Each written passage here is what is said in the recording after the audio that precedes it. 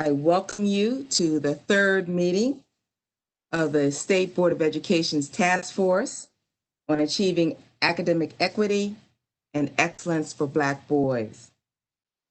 Here in Maryland, we are currently having a thunderstorm. So we hear the pitter patter of rain on our windows, but it's much needed rain, at least down here. Up north, I understand that you kind of took the brunt of the latest hurricane, so I hope that you all okay, I'm saying my southern now, you all up north are doing okay.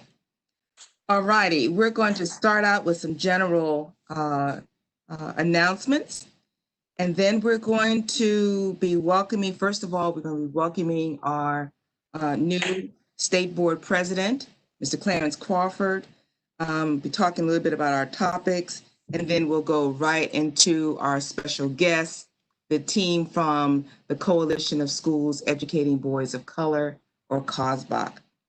I just want to remind our team of our virtual meeting norms, and that if you are not speaking, please keep your microphone muted. Later on, I will have some instructions in regards to questions for the COSBOC team.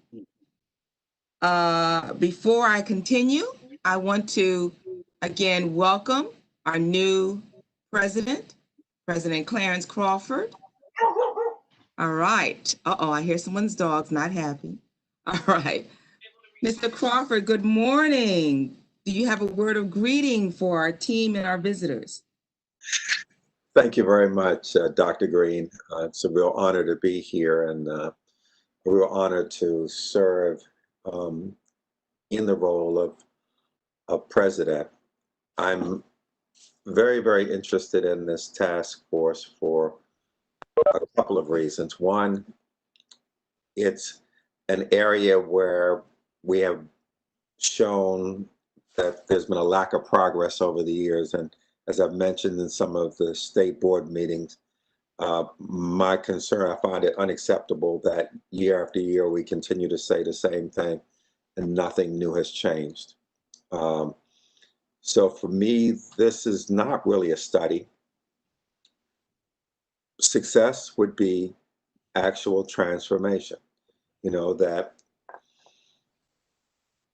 we need to look at something more than just a report at the end of the period. Success is that we have developed a set of strategies and that we actually have people accepting the strategies and actually using them. So success would be schools, school districts stepping up and owning it and wanting to change it. And I'm particularly interested again in addressing some of these long-standing problems, because if we don't address them, what will happen over time is these become the norm. We just expect it. We expect it when you look at children with disabilities or English language learners or brown children or Black children, poor children. It just becomes the norm. And that's just absolutely unacceptable. So what I'm interested in is transformation.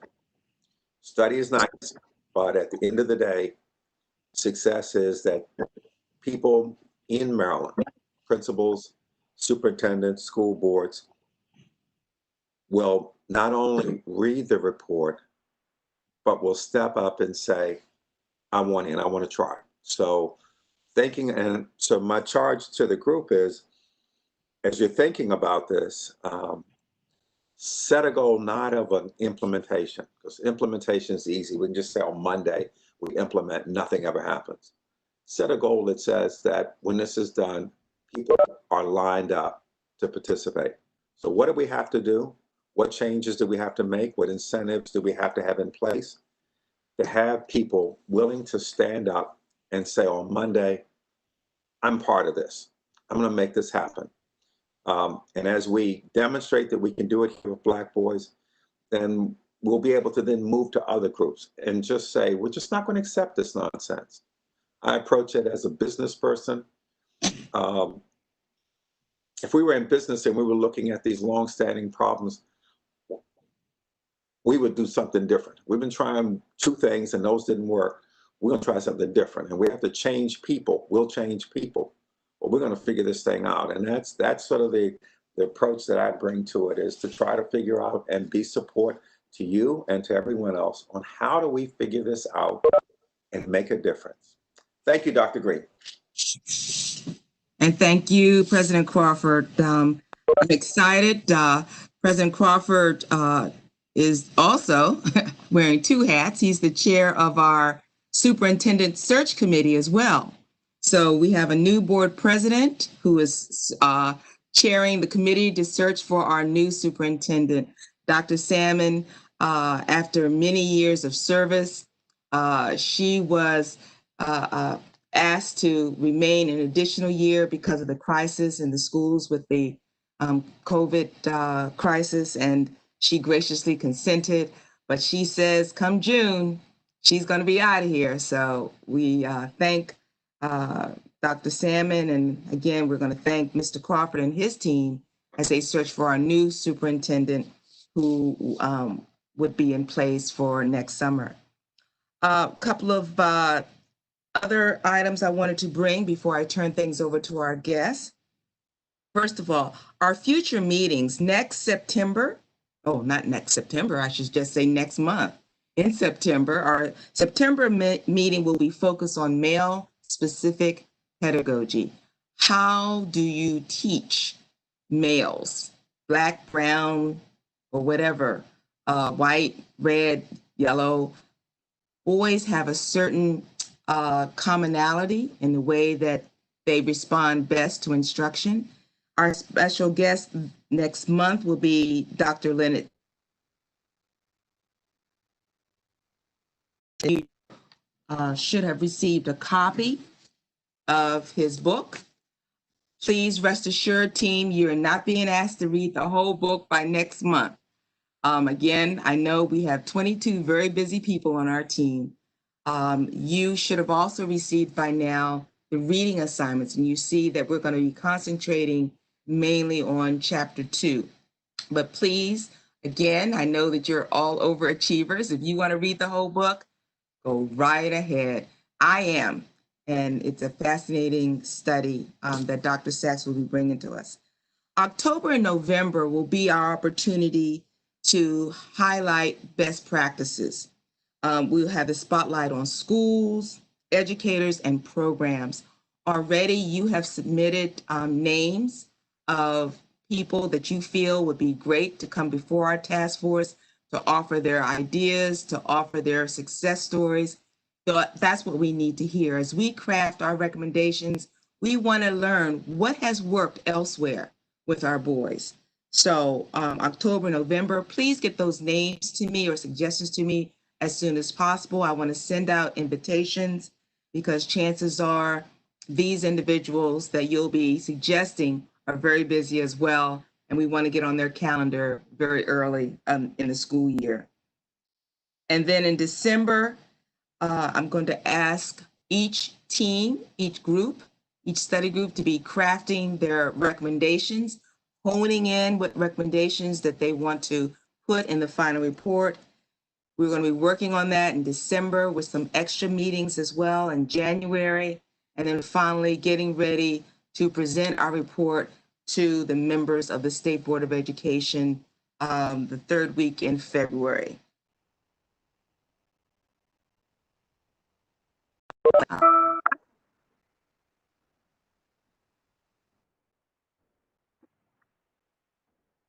What I call a skeleton of the template.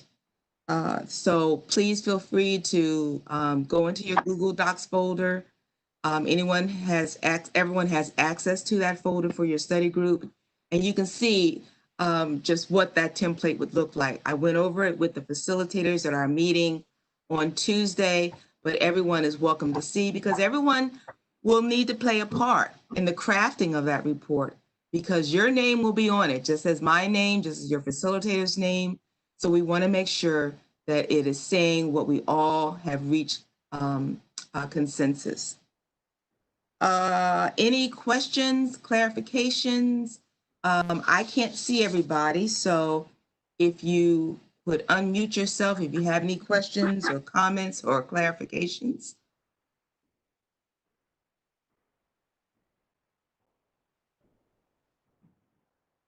All right. I don't see it. Well, at this time,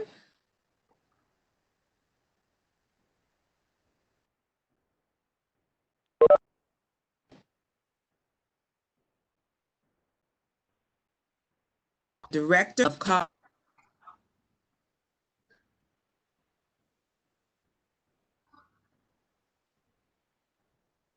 Jamila Sams, Mr. Kamal to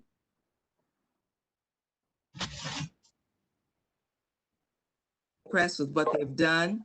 I've been impressed with the work of Cosbach for years. When I had my boys' school, then we often would turn to the standards that Cosbach was at that time crafting for help with our school and the direction that we wanted our school. So when we had this task force, and please just reminding you to please mute your mics. Again, we wanted to know just what's happening elsewhere.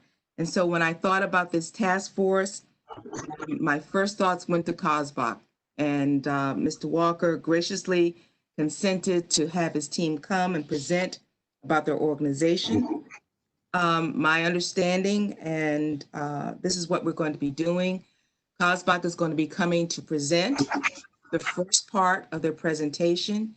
Then they're going to open up for questions.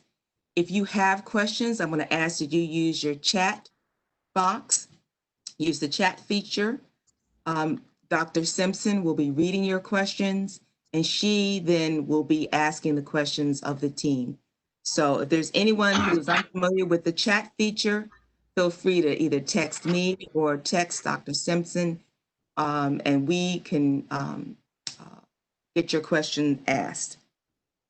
All right, and then Cosbach is going to come back for the second part of the presentation, and once again, open up for any questions that you'll submit. All right, at this time, I'm going to turn things over to Mr. Ron Walker and say welcome from the educators here at Maryland. Mr. Walker. Thank you. Thank you, Dr. Green, and greetings to everyone. I hope you can hear me. And Dr. Crawford, good to meet you as well in your new position. And we want to say from the Coalition of Schools Educating Boys of Color, and I might add too, just as a start, if we were to make the name even longer than it is, we'd say the Coalition of Schools Educating Boys and Young Men of Color, because we work in the pre-K through 12 space. We've been doing this work for 14 years. Our mission statement is to follow. To advance the social, emotional, cultural, and academic development of boys and young men of color. And for 14 years, we've been true to that statement. Now, we were born, and it's interesting, and Dr. Crawford mentioned that if education were a business, it might go out of business. In fact, there was a report called A Nation at Risk that spoke to that very thing in the 80s about what we need to do in education to really make it well received for all students, regardless of background, zip code. And so we as an organization have taken up their charge. Now, this work dealing with Black boys and young men has been fueled by decades of research and commentary, way back even when Carter Woodson wrote The Miseducation of the Negro. And then many of you surely know the conspiracy to kill Black boys by Kwanzaa Kunjufu. And then in 2006, there was an article called in the New York Times called The Plight Deepens for Black Men. And then, of course, The New Jim Crow by Michelle Alexander. There was a Yale study in 2002 by Walt Gilliam that talked about who was expelled from preschool most often, and they happen to be Black boys, little boys at age 3. So, this kind of narrative starts early and has been historical and generational. So, and then just add one more. set of data and documentation. The Schott Foundation spent many years looking at the report card of Black male achievement across this nation. So there's a space for what we were doing right from the outset when we were founded in 2007. Our work, again, is the affirmative development. You know, you don't see on our website any negative narratives. Everything we do is about advancing and uplift the affirmative development of boys and young men of color.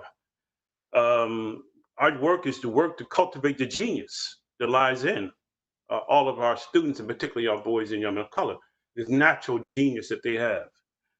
We are working to disrupt what we call the dehumanization of Black boys and young men, policies, procedures. It's interesting that Dr. Crawford mentioned that, and Dr. Green mentioned that this is not something new. This has been going on for years, and here we are now revisiting what we need to do in an action-oriented way, particularly in this times of pandemics, COVID, obviously, but all the pandemics around racial equity and justice. So we are here to help young men to see who they really are. And you'll hear from our presenters what we do in that vein. We want them to be able to breathe deeply. We want them to be able to freedom dream. We don't want their spirits murdered.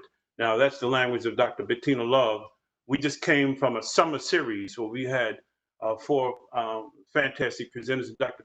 Bettina Love, nationally well known for her work on abolitionist teaching, was our first presenter.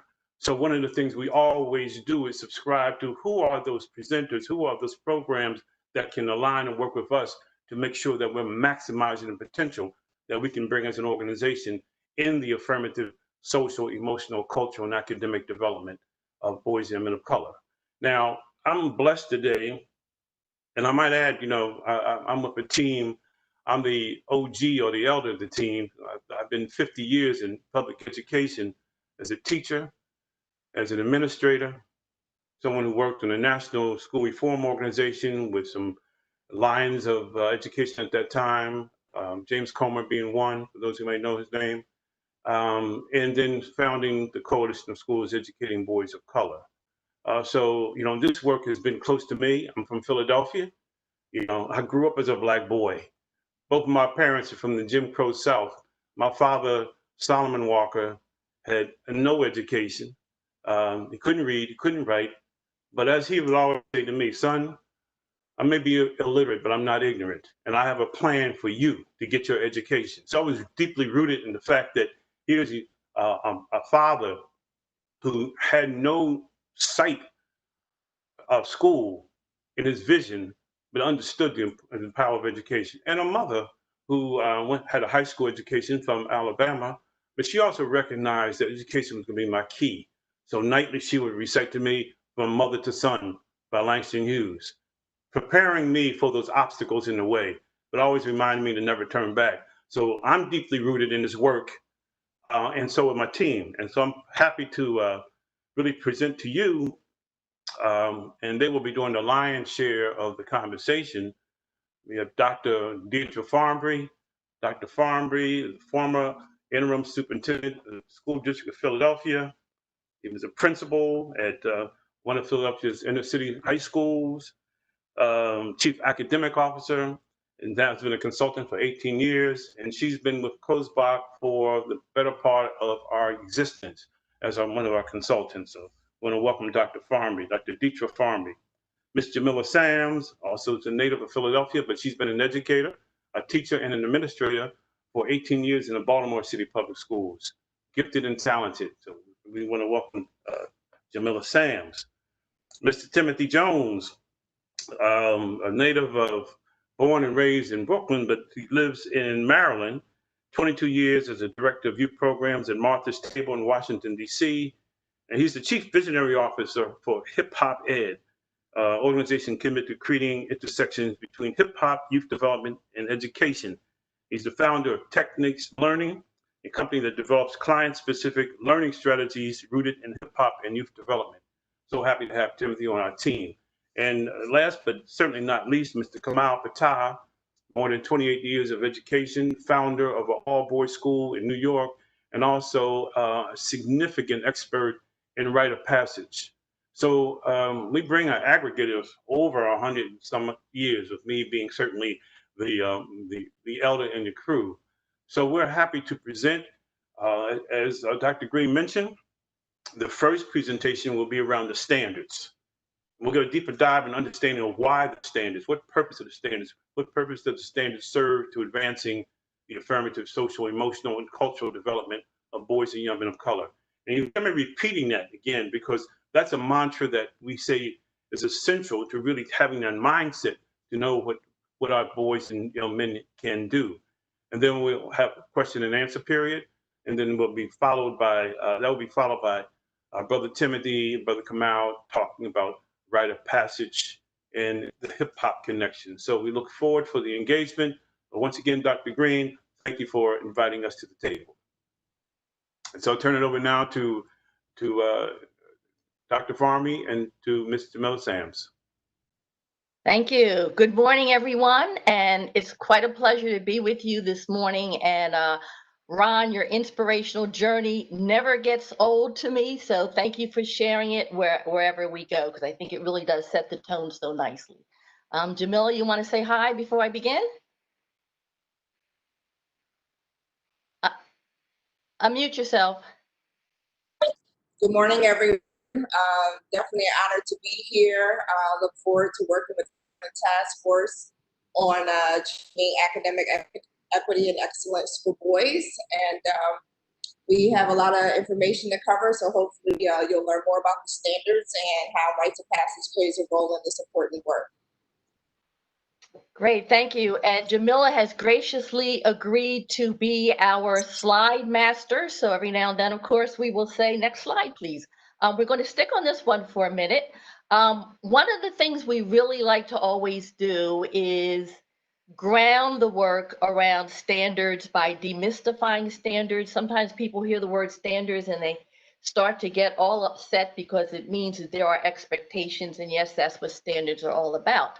So what we thought we would do this morning was briefly walk you through a typical standards orientation session. It's the type that we have done. And although we are doing this virtually, there are a couple times when we might ask you to put something in the chat box, or if you are so inclined to unmute yourself and share your answer out loud. What we always try to do is go from a conceptual understanding of standards to the application in a particular district. So we go from big to very specific. And the way we go from the way we get to the conceptualization piece is, Jamila, the next slide, please, is we ask people first to really focus on standards in general, the standards in our lives. Because hopefully, as we're walking through life, we aren't doing it blindly, but we are doing it based on standards that may have emanated from our teachings, from our parents, our grandparents. So I'd like for you to take a minute and just think about standards in your personal life by selecting just one, and think about, what are your standards for where you're going to go on vacation? What are your standards for your personal physician, or the school that you have or are going to select for your child, where you're going to live, or your partner or your spouse? So just take a minute, jot down what are your standards, and think about, where did those standards come from? And I am going to ask a couple people to please volunteer to share out.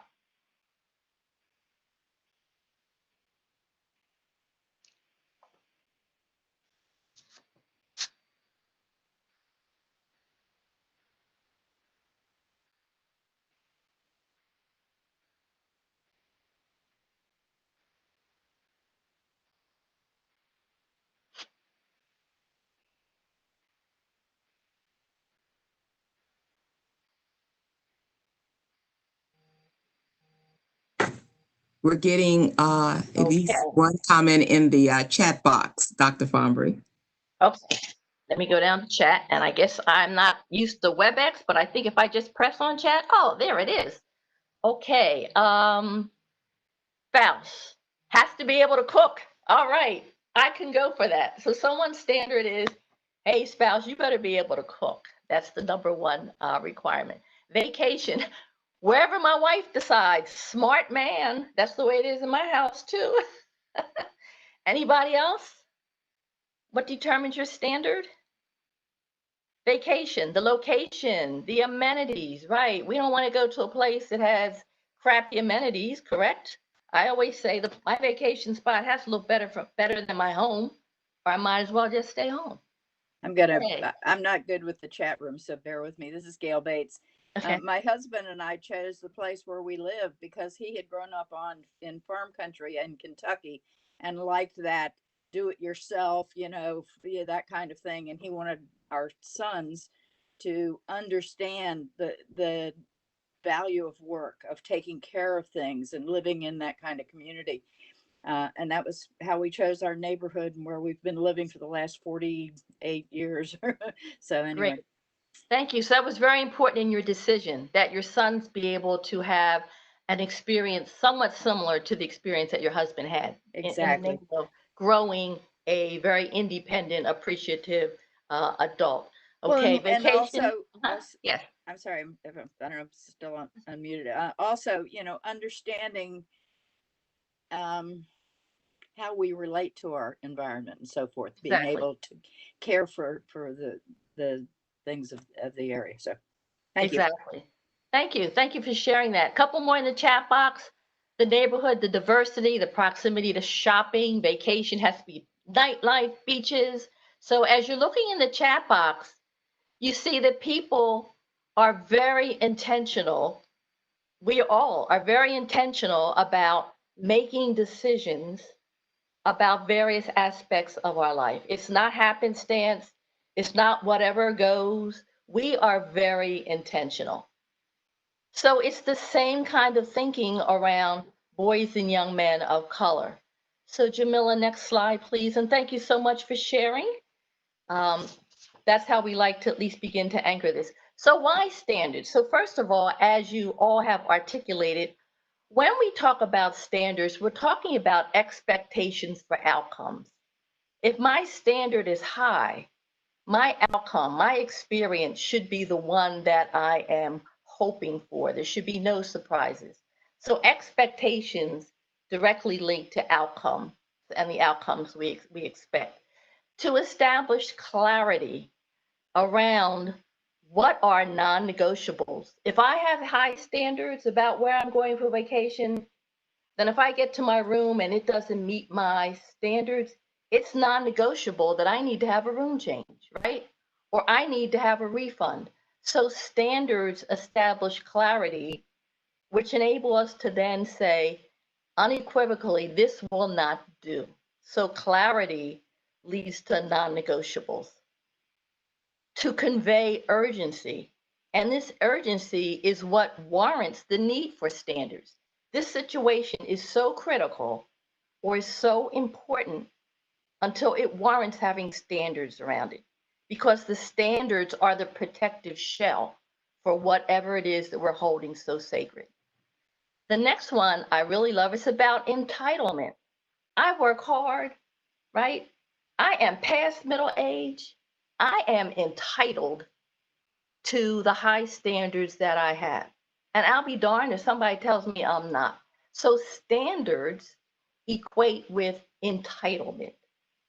And the last one is really serving as a means for establishing our priorities, developing our strategies, and benchmarking our progress. Because if my standard is X, then I'm not going to waste my time doing Y.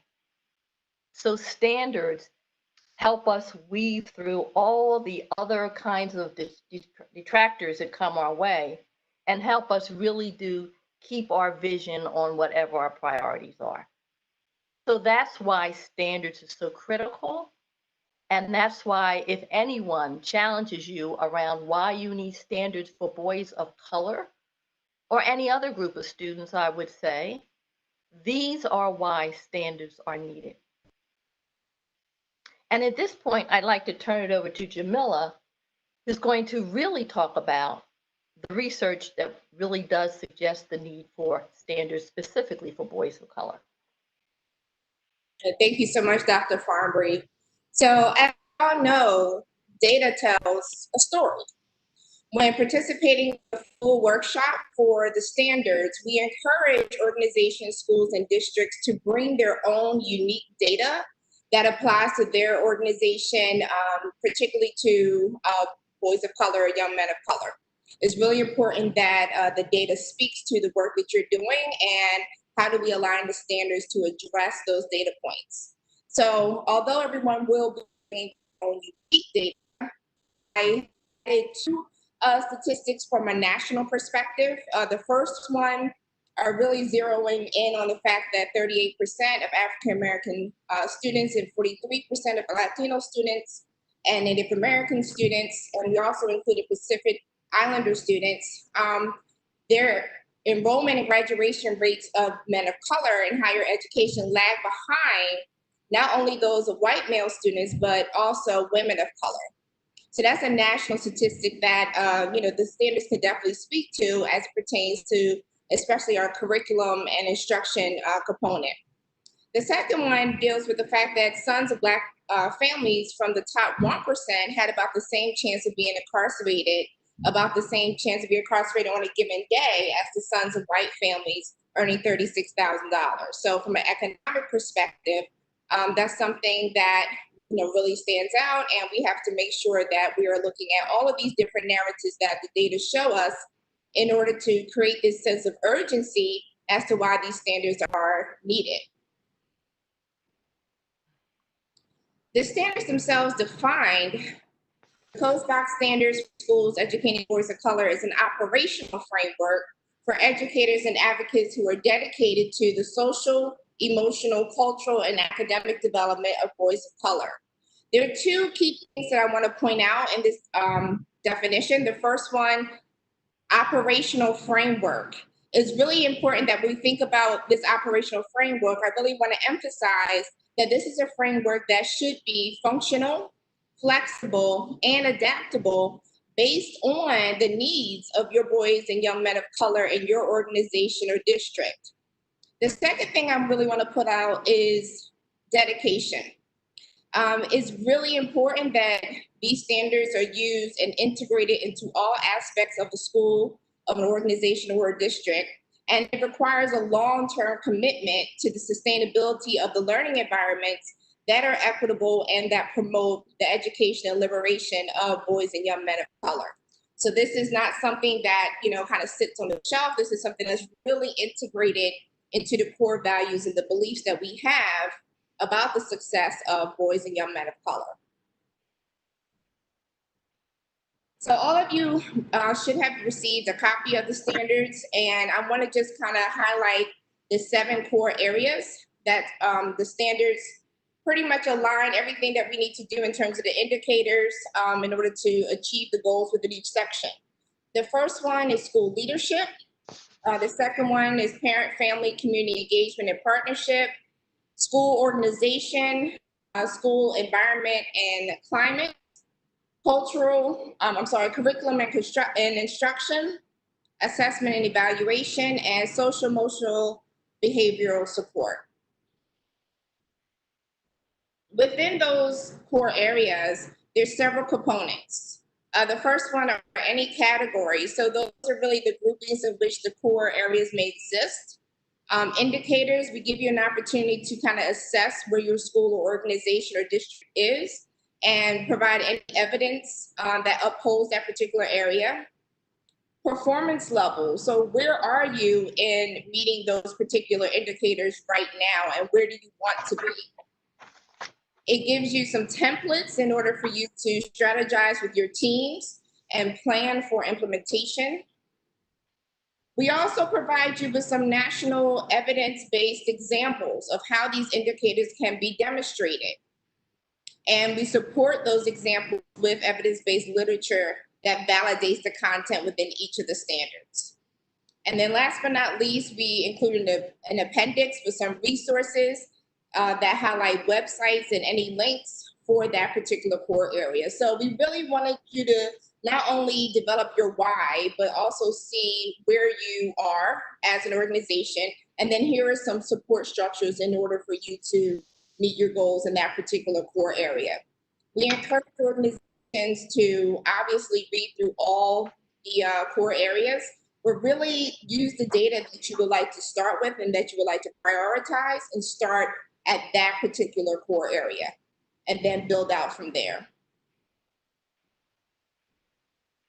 This is just a snapshot of what I just pretty much went over. So as you can see here, again, you have your 4 levels for your performance levels. You know, you may want to think about, what do you want to prioritize right now? And that's a lot of that's based on your capacity and resources. What do you want to prioritize by the end of the year? And then thinking into the future, where do you want to go next year? And this is pretty much the same assessment that is a part of every single core area. So at this moment, you may have some questions that are either in the chat, or you can unmute yourself and ask, and those are going to be fielded by Dr. Green. But I wanted to just kind of recap. We talked a little bit about the why standards matter. We talked a little bit about the what in terms of where do you want to start and how do we use the data that we have. And then really starting to look at where we are now and where we would like to be in using the standards. So I will open up the floor for any questions that you may have at this time. Thank you, Ms. Sams and Dr. Farnbury. Team, if you have questions, if you could please use the chat box and Dr. Simpson will ask. And to give you a chance to do that, I know that all of you had a chance to look through the standards and formulate your own questions, comments, things that you like, things that you had some questions about, perhaps even a standard that you didn't quite agree with.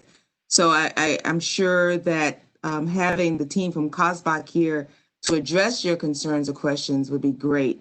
I would like to start out with a question.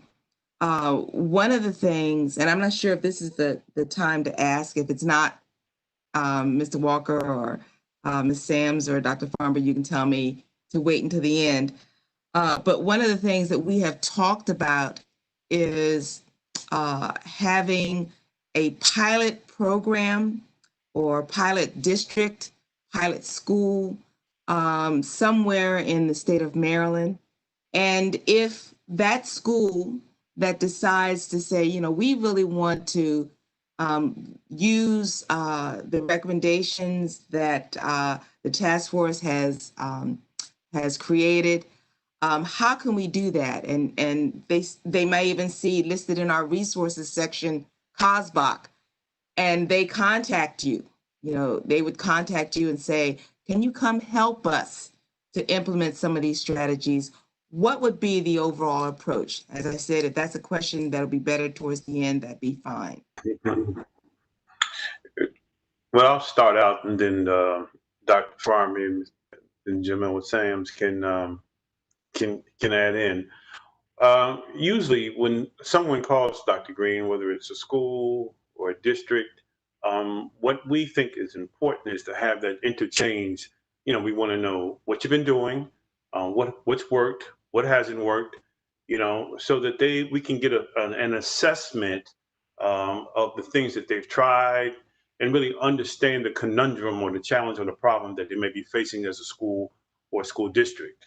What tools have they used to assess where they want to be?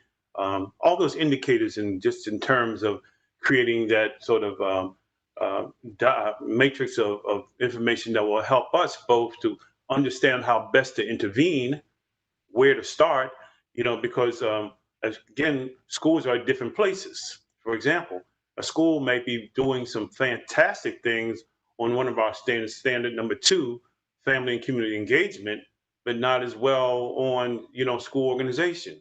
So we want to kind of take a look across the 7 dimensions of our standards to see where they might be. So part of it is sort of that the back and forth conversation to really assess the place that we best can intervene and begin the process. But Jamila and Deetra, why don't you add in, because you've done some work with schools, and what steps would you suggest?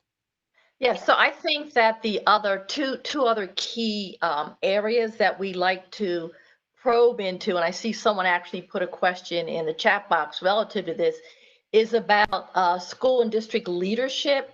We like to get a sense of what's the depth of work that's needed to enable school and district leadership to take on this challenge, because we all know that there are the naysayers out there who will question, why boys of color? Why are you doing this? So there's a certain leadership fortitude that is needed. So we also like to work with school and district leaders around what does it mean to commit to this work. And the other area I think we like to propose is what's in place that would lead to sustainability, because there's nothing more frustrating to external groups, external consultants to come in, do what we think is great work, and then it's not sustained for any number of reasons, resources, changes in leadership. So we really like to know what are some inroads to get it so deeply embedded into just this is the way we do things here, until whatever transitions may occur, it does not undo the work that's been done. Thank you. Dr. Simpson, could you please ask questions that are in the chat box, please? Yes. One question is, can you discuss evidence of results or proof of improvement? So Ron, are you taking that one, or you want? You go, Deetra. Oh, okay. So I think the most extensive work that I was involved in was in Mississippi through a grant that really did enable us to work with school leaders, to work with young men, to work with school leaders at the district and the school level. And there was evidence that people were having a different degree of conversations that put boys of color into the district's consciousness differently and more deeply than before. And so they were able to begin to, implement parts of rites of passages. They were able to think seriously about, oh, what books should we be reading? What parts of our curriculum should we be tweaking in order to make it more applicable to the lives of our boys of color? It's from that experience, though, that did lead me to come to that sustainability question, because as there was change, we didn't get the degree of traction that we would have wanted, which has meant that we are paying much more attention now to the research pieces and the organizational pieces that will enable us to have greater traction. Jamila, you may want to add, I think you also spent some time in Mississippi as well, or Yeah. other districts. So from a school level, and use standards, working very closely, as Dr. Farmer said, in order to build that sustainability piece. So working very closely with the professional learning communities within the schools in order for them to understand the standards and for them to actually practice the implementation of the standards based on where they saw that their data lied in terms of addressing and prioritizing the core areas. And because the PLC was then trained in the standards, they were then able to kind of do a train-the-trainer model with the rest of the staff on their particular grade level in order to actually implement some of the standards in whatever core area that they define. So that helps to increase capacity, that it helps to create sustainability. And if you have teachers that are not there the following year, again, that's already been established. So it's really important in thinking about how you want to implement the standards in your school or the district. There's several different ways. There's no one size fits all. It's really important that you let the data drive where you start. Then also really think about which people need to be a part of this work in the beginning, and then how do you make sure that that information is then shared with the rest of that school or that team. And I think just one last thing, the standards forces us hopefully not with a gun to our heads, but it forces us to ask this essential question.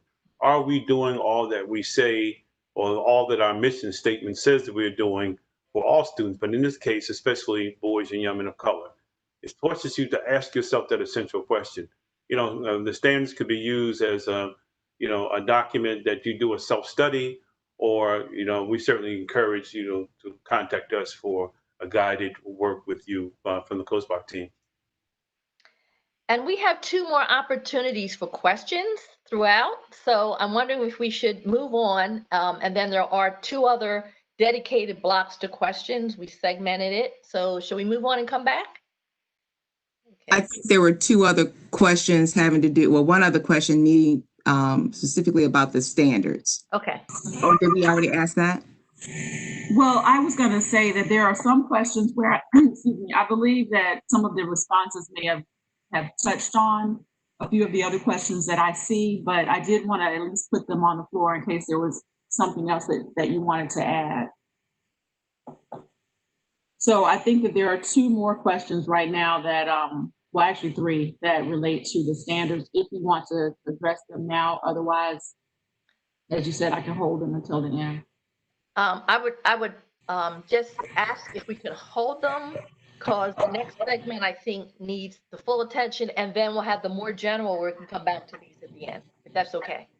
Okay, all right. So introducing Kamal Patah and Timothy Jones. Good morning, everyone.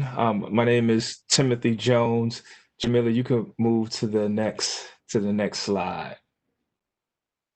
So, just to get everybody's creative juices flowing, Brother Kamal and I, we're gonna take you all on a really quick journey on the framework for rites of passage and hip hop being an exemplar. But right now, inside of the chat box, if everybody could take a moment and create a 6-word story that explains the obstacles and opportunities as you see it for this upcoming school year. 6 words. Don't try to use compound words. Don't try to use commas or semicolons. We taking this back to the old school when Twitter was only 140 characters. So 6 words.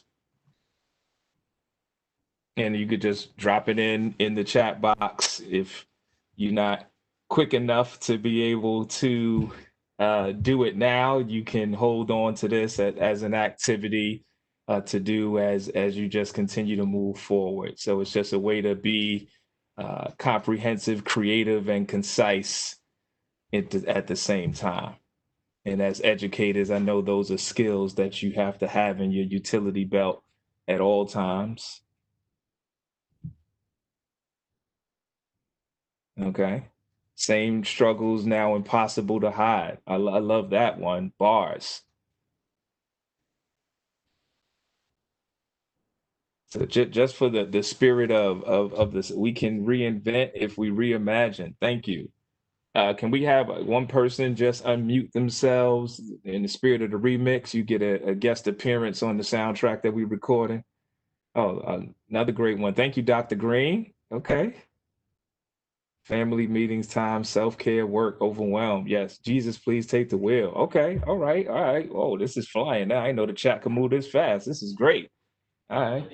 Somebody put the record needle on 45, like Brother Ron playing it back in the days. Okay. Cool. All right. But thank you for that. Jamila, can you go to the next slide, please? Good morning, everyone. My name is Kamal Patah, so we'll get started right in. But as we're considering, and you've heard the standards, we've also thought about cultural standards. And when we think about rites of passage, we're thinking about some of the indigenous community building technologies and pedagogy that existed prior to our enslavement and colonization. And one of those things that were not present during that time were our rites of passages and these educational traditions that we come from. So in conventional sense, a rite of passage marks the significant stages of growth that takes place in a person's life within the context of a group or a community. So I just really want you to be reflective about your own journey and the formal and informal experiences that contributed to you becoming an adult. And more specifically, for you becoming an educational leader, right? And there are certain core values, there are certain principles, there are certain practices that came along with that. Within the rite of passage, there's a symbolic death that occurs when the initiate or the student transform and embraces a calling that leads to new privileges and responsibilities, right? And so these are transformational disciplines. And we have been able to address some of the issues that are taking place currently, the urgent issue around educating and socializing boys and young men of color, and marry this indigenous ancient practice as a way of being able to address it. Next slide, please.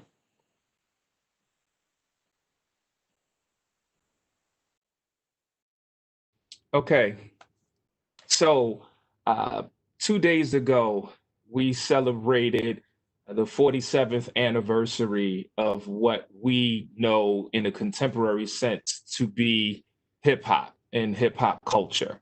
We could take this back all the way to the griots in Africa, but we're looking at it in its contemporary form, made up of these four artistic elements being emceeing, DJing, graffiti, and b-boying, a fifth element, which would be knowledge of self.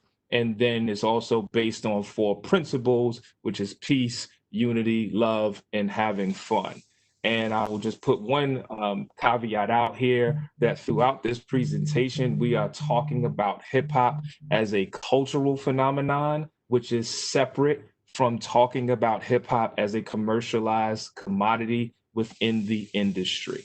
And I will say that again, just to make sure, because oftentimes, as soon as you hear hip hop, you judge the culture through the lens of a for profit industry, which could be just as jaded as if you were judging education without taking the opportunity to focus on the passion and the sincerity inside of the educators. So we're about to watch a quick video that I think just captures, and building off of what Kamal said, think about the call, think about the social environment of things that was going on that hip hop was this response to. So we're saying that these young people actually was involved in an informal rites of passage that the culture actually formalized. So Jamila, you play the video, please.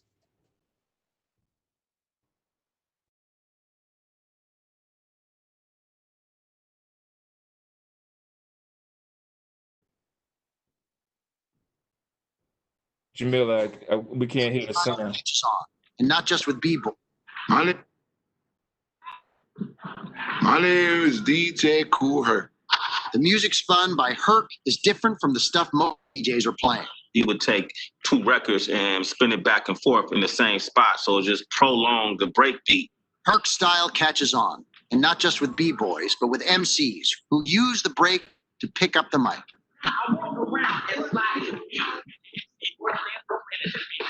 He talks now with the rhythm. He rhymes a little bit here and there. You see the development start. Now I kind of want you to give me a story. And the next thing you know, all of these people are actually rapping. People went there to dance, and then it became something where people had to listen. They were partying their pain away. They were speaking their pain away. They were using music to be an escape from the oppression that they were undergoing. And that's what hip hop was born out of. Hip hop, the phoenix rising out of the city's ashes. You would go into some very rough neighborhoods, but the energy was amazing. You felt something that you couldn't feel anywhere else. So this began to replicate itself and got bigger and bigger. A musical revolution is brewing in these Bronx basements, and it's about to explode. Thank you. And so you just think about that really quickly. It's amazing what can be the result of rejection, that you had a community that ideally wanted to be downtown, wanted to be embraced by their environment. And in actuality, they were pretty much left to their own devices. And we often think that results in a negative, but if you focus on it mathematically, a negative times a negative gives you a positive. And I also I would be remiss if I didn't just quickly shout out my brother, Kenneth Smith, and then also my brother, Dr. Darrell Howard, because there's actually a pilot class on hip hop culture at Montgomery Blair High School in Montgomery County, Maryland. And I had the opportunity to go and spend some time there with those students and have conversations about just the importance of hip hop as scholarship, which would tie into rites of passage. So I felt remiss to not say that. Jamila, next slide, please. So the framework that we have established that is universal within many of them, and we're borrowing this or continuing this from indigenous frameworks, looks at these particular phases of the process that we've integrated. And through the school districts that we've partnered with through COSBOT, you'll learn that we've had a huge success in transforming some of the most high-risk students or students who are least engaged in the process.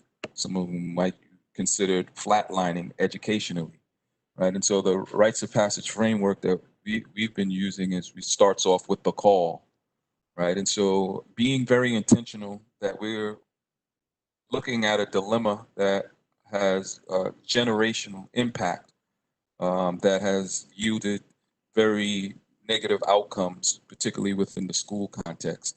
And so a community coming together and making a call, looking at the bigger picture and the ideals for this particular journey, and marrying manhood principles that are designed by the school.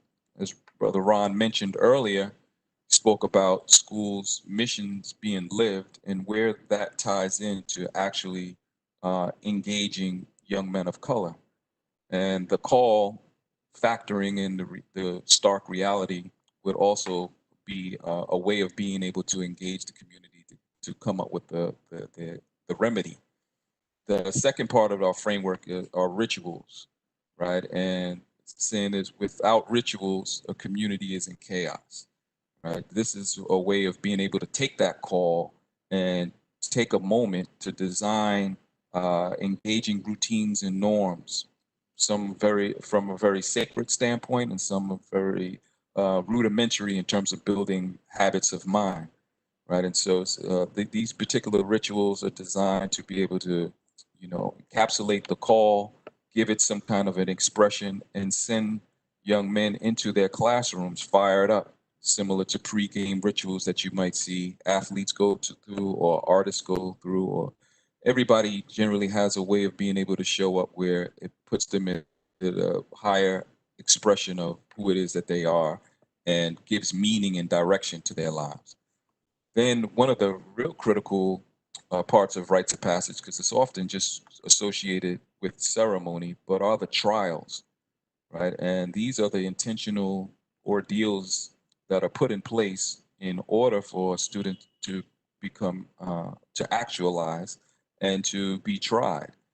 These are the trials that are set in place where, you're giving very intentional based off of what you're learning about students and their own personal qualities, strengths, and areas that need to be improved.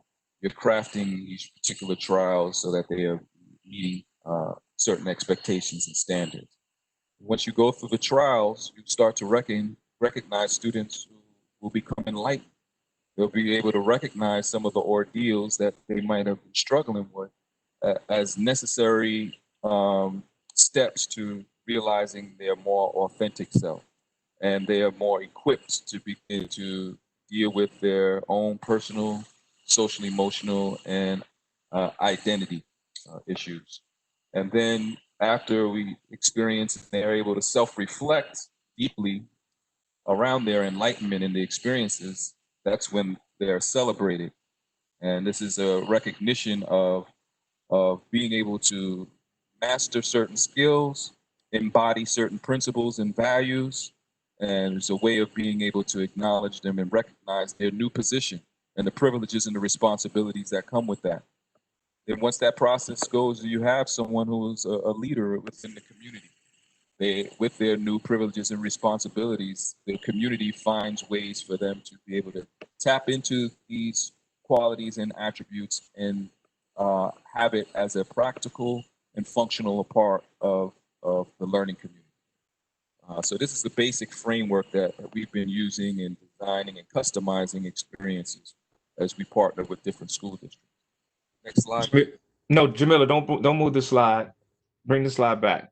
You know, hip hop, we rewind the turntable back. This is our nice and smooth moment. So if you look at this framework and you look at it through a hip hop lens, in the early 70s, the South Bronx, as well as other parts of New York, dominated by gangs. You have one of the more prominent gangs was a gang called the Black Spades. You had one of its leaders actually win a trip to go to Africa. This leader of the Black Spades goes to Africa, comes back, changes his name to Africa Bambaataa.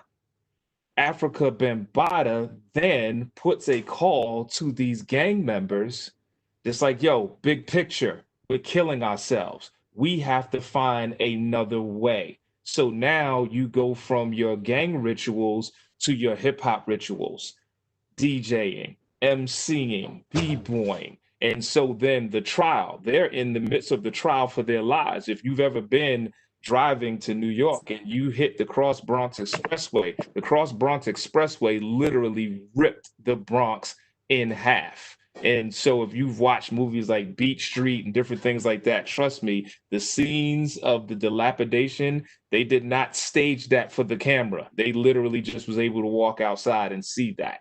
And so if you're talking about the Enlightenment, if you go back to the video, there was a number of times where they were talking about writing their pain away. And so then the celebration, what happens when the music comes to the breakbeat, the way people would come on the floor. You're looking at hip hop now as a form of nonviolent conflict resolution, the reincorporation. I used to be a gang member, but now I'm a breaker. I used to be a gang member, now I'm a graph artist. So now you took a position in the community where you actually were able to use your power for the good. So I just wanted to give that really quick snapshot to let you see how hip hop falls right into this framework. And then Brother Kamal said, if you have a sports program, whatever, if you have a chess program, whatever it is that you do, we're saying that this framework of rites of passage can be put in as a complement. And this could be the same for education. So now you can go to the next slide, DJ Jamila. So based on the conversations that we had earlier about the standards, and now even looking at not only hip hop, but looking at rites of passage, and how would you imagine them being aligned with the standards? And that's something that we can talk about a little bit more in depth when we get into the question and answer. But, you know, for us, top level, if you look at core area number 2, which is parent, family, community, engagement, and partnership. That's hip hop right there. We talked about hip hop being in its contemporary form 47 years old. So it's a really good chance that the parents, and in some instances, the grandparents of the students that you're working with have grown up being informed and influenced by this culture. So you already have community, which is basically what do we have in common that's worthy of uniting about. Another core area, curriculum instruction. So we can talk about that as well. And then the last one we just wanted to highlight is the social, emotional, and behavior support. As we said, we talked about in rites of passage, what lessons can you learn from your pain? Some people say my scars tell my story, and different things along those lines. And so that we just wanted you to understand that although the presentation is broken up into components, it's really one continuum. So you might have a favorite song on the album, but please view this as one album, which is one complete body of work. And so you can go to next slide, and Brother Kamal, you can smooth B us and take us to as we get to our next Q&A after this next slide.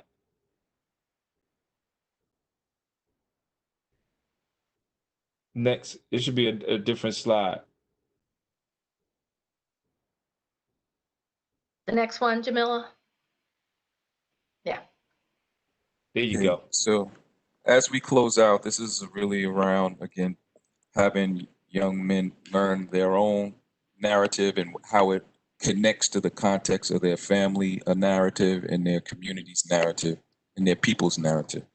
Rites of Passage is really about legacy building, right? And so just to be able to close out with the words of Listervelt Middleton, and as a part of what has been a part of the Sankofa Passages program and the Young Men's Passage that is a part of the gathering that takes place every year, we usually open and close our ceremonies with this particular mantra of sharpen your eyes, tune your ears, so you know what you see, understand what you hear, minute by minute, hour by hour, as we know our story, we know our power. These words were influenced by the late Dr. Listervelt Middleton, who was a communications guru, and he was someone who did a lot of the interviews. He was a poet and a journalist. So start to think of a little bit more about what your role would be to begin to deliver rites of passage within your school. And there are aspects of rites of passage that live in the schooling experience because it's education. But to be able to contextualize it and be able to connect it to what the experiences of your young men of color and boys of color, we would strongly recommend that you consider learning some of the foundation and the basic framework for rites of passage. And then you'll be able to see the level of academic motivation and personal motivation increase, and with a higher level of expectation around a commitment to what our cultures strongly believed was excellence. Right? So thank you very much for the time, and we will open the floor up for questions.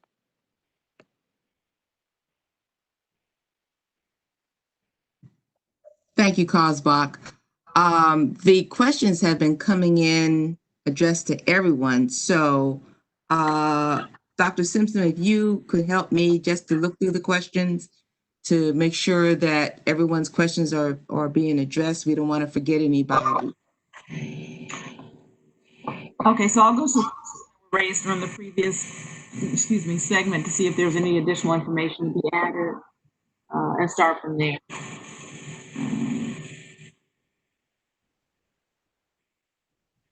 That's fine. Go ahead. Okay. So from an outcome, from an outcomes perspective, did you see improvements in student performance or reduction in suspension? So could you repeat that one more time? Sorry. From an outcomes perspective, did you see improvements in student performance or reduction in suspension? Right. So in 2010, we launched a full-fledged program in Philadelphia called the Sankofa Passages Program. And at that particular time, we were entering into a school district that was graduating 28% of their students. When we saw a huge increase after the 4-year term that we were there, and this cohort of students that we work with, which was about 350 that were in 7 different schools within the school district of Philadelphia. We were under the leadership of Benjamin Wright, who was the superintendent of alternative schools. So we were working with students who might consider to be flatlining educationally. And we had a 98% graduation rate. We saw the violent decrease, the attendance in other areas of the conventional, what we would expect students, their absences and latenesses decreased. And, just in general, these students were able to have a ripple effect within the school community and begin to impact the learning throughout. So we have the data that we can definitely share with you around the success of the Sankofa Passages program in Philadelphia. Okay, thank you. How do your standards apply to school district leadership? Take that one. So if you look at the very first core area in the booklet, it is a core area that speaks directly to the topic of school leadership. And what we really try to do is have leaders engage in very deep introspection around the who they are and the how they are. And what's the connection? What's their story that has enabled them to either be advocates for young people or detrimental to the development of young people. So the leadership part really is about some pretty serious conversations about, what is your personal constitution? Where does it come from? What are your challenges? Who are your mentors around this work? Who are the people who can help coach you when the going gets tough, either because you're confronted personally about why you're doing this, why is your commitment to boys of color, all those, the ugly questions that come out from just everywhere whenever you designate a particular focus on boys of color. So the school leadership is not only about the knowledge of content that helps to guide decisions around curriculum and instruction, but it's really about the content of yourself. Who are you doing this work? What are your developmental curves? And how can we help coach you into being the type of leader you need to be in order to take on this kind of a challenge? Because the work will get challenging as people begin to surface who have very alternative motives about why you're doing this work. So I would suggest that you really look at the section core area 1, and even though it says school leadership, it also applies to district leadership. So ideally, it necessitates almost having a cohort of leaders who are working as a collaborative community, supporting each other in this journey of becoming better advocates for boys of color. I would also add, Deetra, that it's critically important now in COVID-19, in the space we're in, exacerbated by the George Floyd and the George Floyds, that leadership matters more now than ever.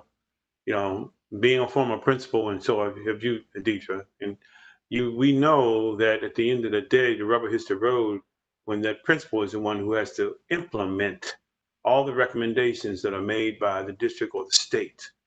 And so, again, when COSBOC first was founded, our COSBOC team will remember, we will focus a great deal on leadership because you know how central it is. And we think that these standards are just that element, that important plank to really help leadership see who they are in the midst of the storm. And right now we're in several storms.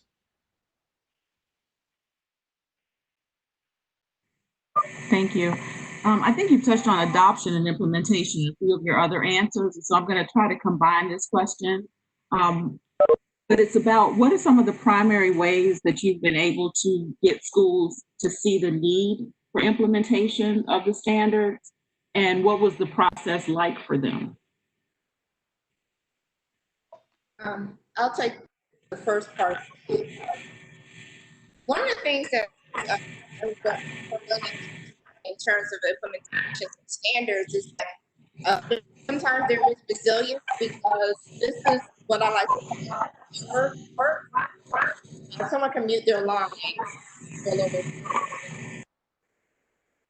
This is mirror work, which requires individuals and organizations to look at themselves. So often, we may go in to talk about the standards and look at the data and figure out how we're going to implement certain indicators within the core areas. But at the root of this work is really looking at ourselves and asking ourselves about the ethnic and the racial injustices that may exist. And we have to start with addressing those things first. And then it helps to kind of build the why for why the standards are so important. So the data is one level, but I think even deeper than the data is how to get there in the first place. And so it may be some uncomfortable conversations that need to happen around race and equity, and understanding how that plays a role in the data in order for us to address, well, here's the standards that we should be aspiring to. But sometimes we really have to get to the root of the issue. And we are able to do that work around race and equity in order to scaffold to the point where we can actually look at the standards and align it with our data. Thank you. Have you had any challenges when instituting rites of passage programs in predominantly white schools or districts? Yes, there have been some challenges. Sometimes the learning communities that are predominantly white have no frame of reference around the idea of rites of passage, have no frame of reference around some of the scholars and the pedagogical practices that inform a rites of passage. So there has to be some buy-in in terms of on an administrative level and a recognition and some value. There has to be a professional development that also goes along with that process. We've done school-wide rites of passages, or we've focused it or programmatically with cohorts of students. In either dynamic, there would still need to be a professional development that helps to support and builds community around some of the procedures and the experiences that would be designed for an in-school rites of passage. If I may just add on to that, that's where in the training that we're developing, it's that balance of content and context. So if it was in a white school district, all young people have various cultures and subcultures that sort of govern how they interact and how they get down. And so, one, you could look at hip hop as a worldwide phenomenon that actually transcends race and ethnicity as an anchor, but it could be whatever it is that those young people are interacting with, whether you're focusing on a particular community or a district. So, as Kamal said, there's certain content that may not be familiar to them, but if their leadership understands the context in which their students actually move and are probably already doing some of these things informally. So a lot of what we're presenting is really formalizing what it is that they're already doing. So you're basically recognizing the intellect and genius that's already there. So it's not us coming thinking that they're empty bottles that we're pouring into. We're just helping them better identify some of the things that's already there and giving it a context. So it's basically identifying the standards that they're already operating in and seeing where things may be able to be improved upon so that it can be more inclusive.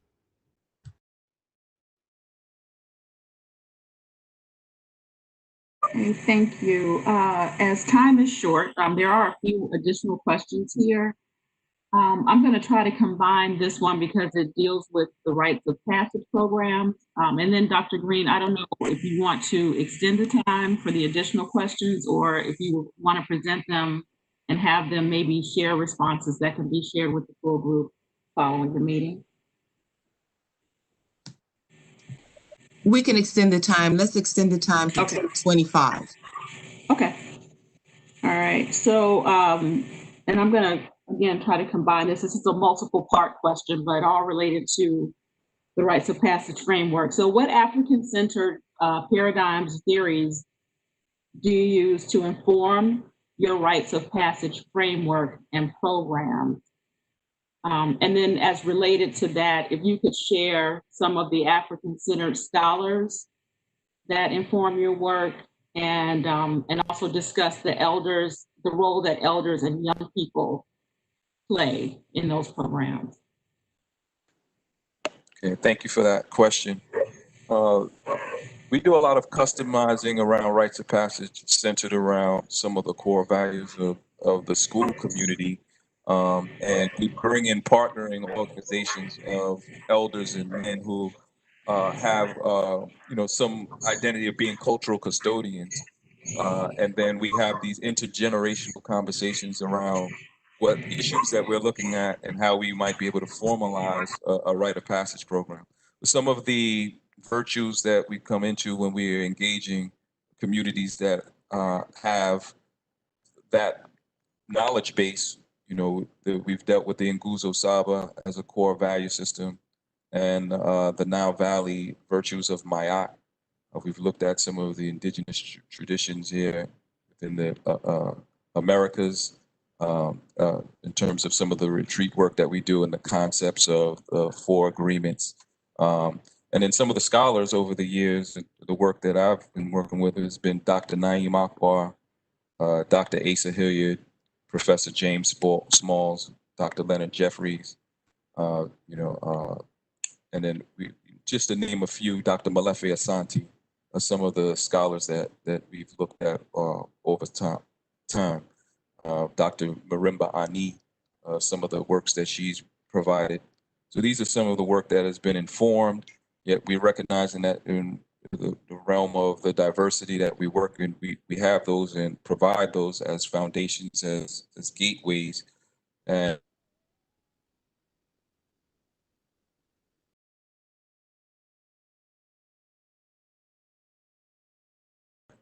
values that all of the schools would look at in terms of what they're seeing as and envisioning as what young men would look like after they graduate from middle school or high school.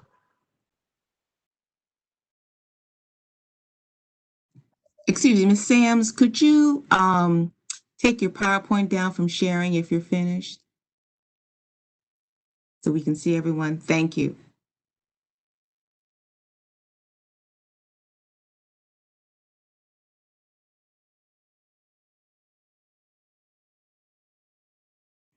So our next question, is there available data that shows the overall growth of Black boys in schools that have implemented a Rites of Passage program?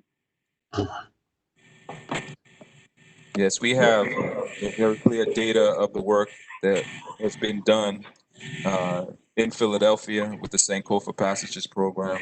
There's work that was done in Yonkers, New York, with the Biondi program that we've partnered with, so that we could make available for you. If full systemic implementation is not feasible, is there an age or grade bracket to start with?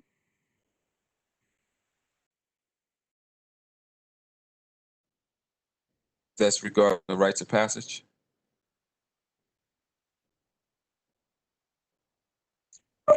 I believe so, but I'm not sure. So if I say that Ms. Fisher, would you like to add to that? Yes, I was very interested in when you were sharing about how sometimes you do it with certain schools, or it could be certain grades or certain cohorts. So looking at how, as you work with leadership, sometimes doing it throughout an entire system might not be possible to start with. So as you're looking at the impact, are there certain grade level bands or ages or things that you maybe recommend starting with first?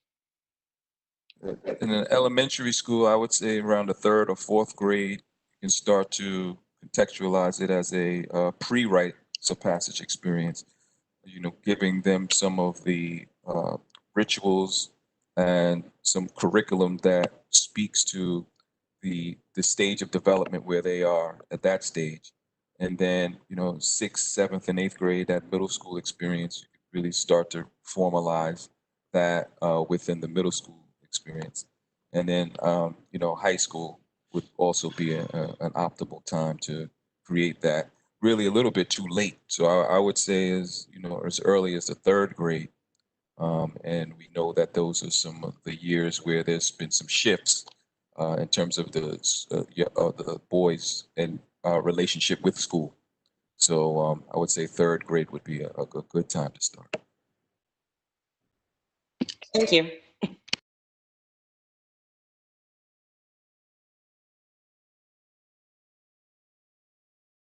Okay, and there's, I think this is the last one as it relates to leadership. That you may have addressed it, but in case there's anything else that you would like to add, the success of the implementation of these standards will rest on school leadership.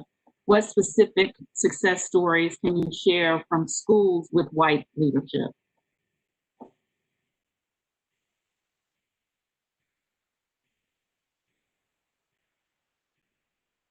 So I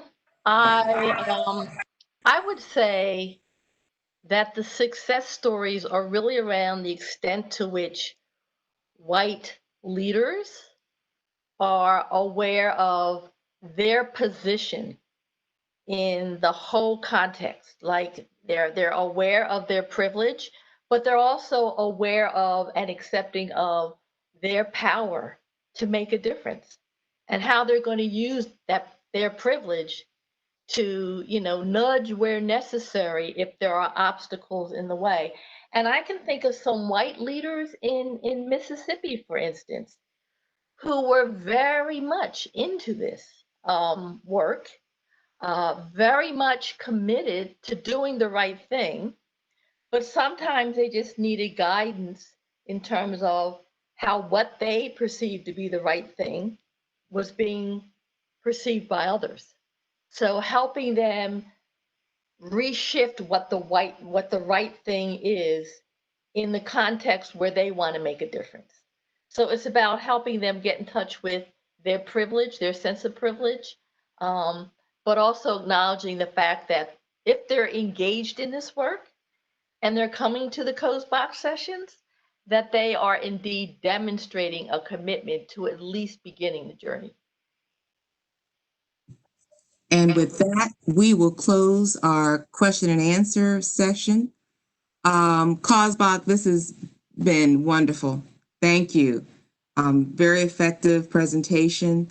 Task force team, please keep your questions coming. Please, during your breakout sessions, add to your questions. I noticed that there were at least 1 or 2 requests for further information. If you could please, facilitators, compile that list of data that you're requesting or other information you're requesting, your questions as well. And I will forward them to Mr. Walker. And I'm sure Mr. Walker will get back to us with answers to those questions. All right, any final words, Mr. Walker? Dr. Green, on behalf of the team and behalf of COSBOC, we want to thank you for the opportunity to present and to share today. This is vital work at a critical time. And we certainly want to encourage, you all to make those kind of decisions that's going to serve the well-being of all of our students, and particularly Black boys and young men. And I'll say this last thing, somebody put in the chat, this is mirror work. Truly it is. It's not window work. We have to all look in the mirror and not out the window. This is the work that we can do, and this is the time to do it. Tomorrow's too late. Thank you. Thank you so much, Mr. Walker, Dr. Farmbry. Thank you. Mr. Jones, Mr. Fatah, Ms. Sams. Great job. Thank you so much. Thank you. Thank you, everyone. Have a blessed day. Yeah. Thank you. Bye. And at this time, you should have all received a link to the breakout rooms from your facilitators. Facilitators, if you have not already sent me a link, please do so. I'd like to pop in. So if you want to send me a link to my email so that I can visit, please use this time, facilitators, to, number one, look over the standards that your team members read and studied, formulate any kind of questions that you have, and also remember, always we're formulating recommendations. So if you have recommendations that perhaps you are formulating from looking at the standards from COSBOC, or if you have other recommendations based on the other task force report from 2007, please continue to do that so that, again, at the end of your time, you can come up with 3 to 5 recommendations. That's going to be our benchmark standard for each meeting.